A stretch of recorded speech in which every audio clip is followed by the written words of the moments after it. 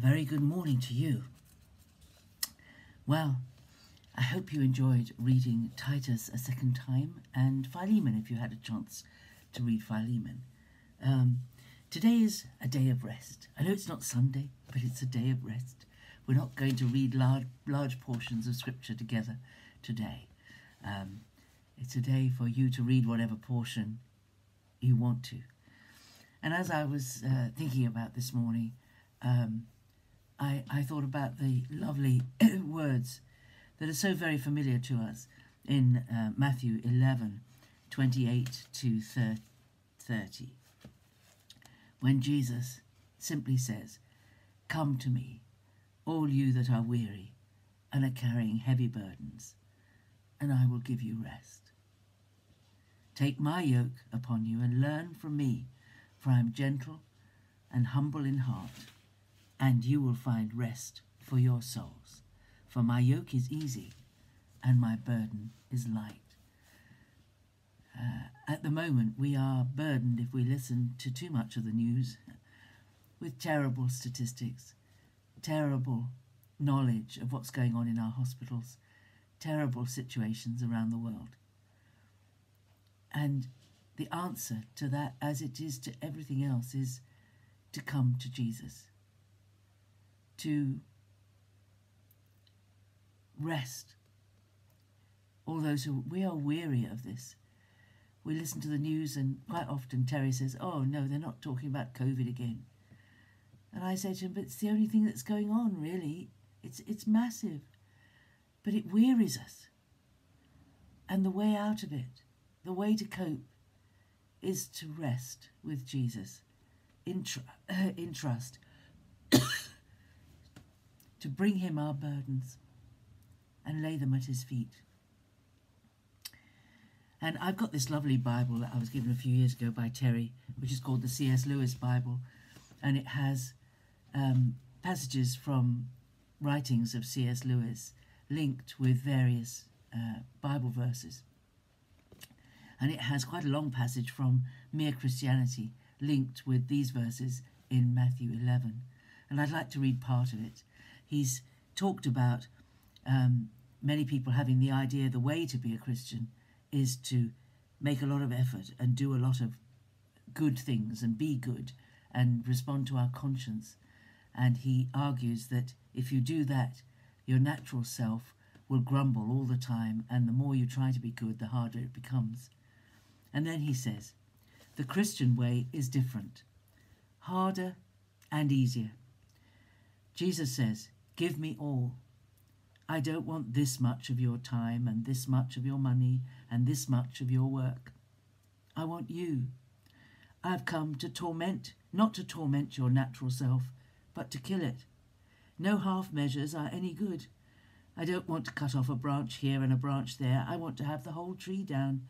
I don't want to drill the tooth or crown it or stop it, but to have it out. Hand over the whole natural self, all the desires which you think innocent as well as the ones you think wicked, the whole outfit. I will give you a new self instead. In fact, I will give you myself. My own will shall become yours, both harder and easier than what we all are trying to do. You have noticed, I expect, that Christ himself sometimes describes the Christian way as very hard and sometimes as very easy. He says, take up your cross. In other words, it's like going to be beaten to death in a concentration camp. The next minute he says, my yoke is easy and my burden is light. He means both. Lovely commentary from C.S. Lewis. If you want to listen to it again, go back in your watching of YouTube. But this is the contrast of the Christian life, isn't it? That in lots of ways it's not easy. It is a narrow path. It is a narrow path. And that narrow path is defined by certain things that must be ours as we turn to Jesus. The knowledge that there's nothing good in any of us. Even our very best good is as filthy rags. Even our righteousness is as filthy rags.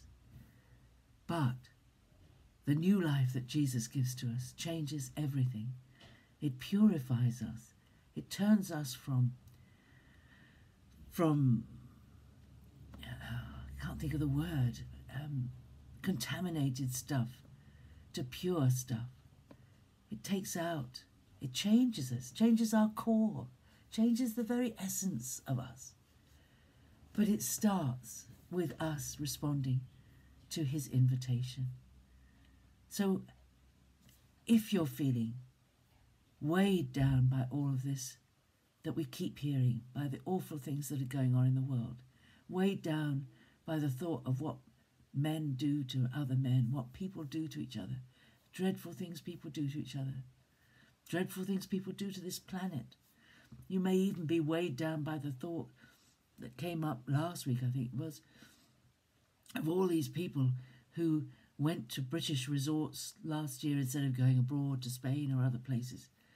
And they just left so much litter.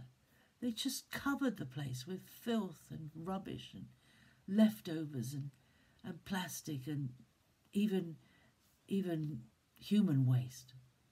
Just left it all for someone else to clear up. You think, where do people, I don't know anyone like that. And yet there are people like that. There's thousands of them. I don't know where they live, but I don't know any of them. But it makes me despair when you think about that. The cruelty.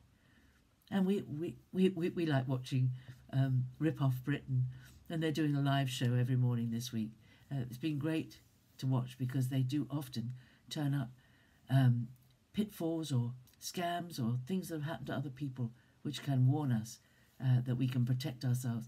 And even that, there's loads and loads of people out there taking advantage of this COVID situation, ripping people off, doing scams, even people turning up at elderly folks' doors and offering them a vaccination for a price. Despicable people. Where do they come? You know, and there's something in us that can quite despair and think, what an awful world we live in. So Jesus just says to us, come to me, all you who are weary and heavy laden, and I will give you rest. I will give you rest. So all we have to do is come. We come as we are, tired, burdened, fretful perhaps, anxious, afraid of the future.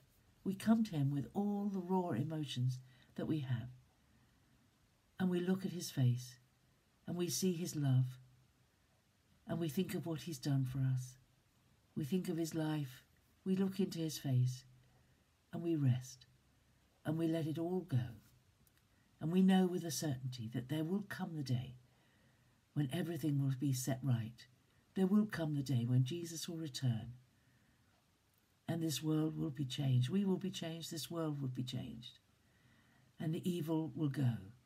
And we will know what it is like to live in a place that is truly beautiful. This world seems to be very beautiful. When we look at, and as we're coming into spring, we will see again the great beauty of this world. We see it all around us. But we'll see the beauty without the evil.